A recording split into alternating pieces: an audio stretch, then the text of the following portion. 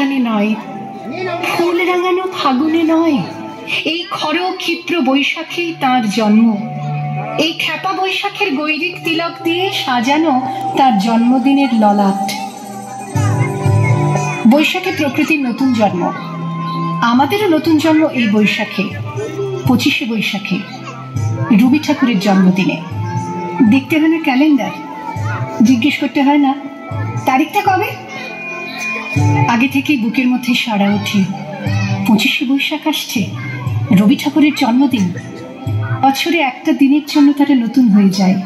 চারপাশে নীলে লালে সবুজে হলুদে রঙিন ফুলের আলপনা, মাঝখানে খয়েরি রঙের সুতোয় রোজ দুপুরের না ঘুমানো চোখে কাজের ক্লান্ত অবসরে বোনা হয়ে চলেছে সেই 4টে লাইন।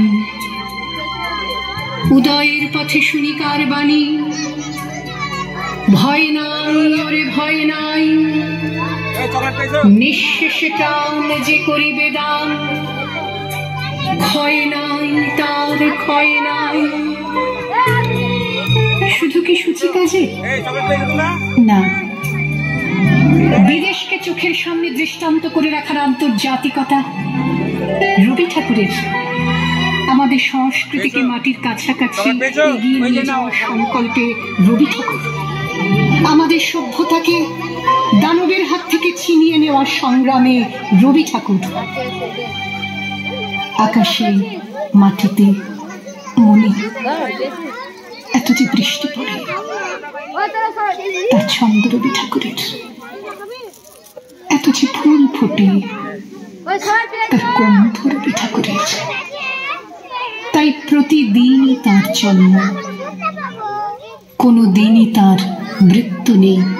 কালের কালা পাহাড়ে সে কোনো দিন যদি ভারতবর্ষ থেকে সমস্ত ঠাকুরের পুজোর প্রদীপ নিভিয়ে দিয়ে যায়, তবু একটি ঠাকুরের বেদি চিরকাল থাকবে মাটির সঙ্গে গাঁথা। কোন ঠাকুর? রবি ঠাকুর। রবি ঠাকুর।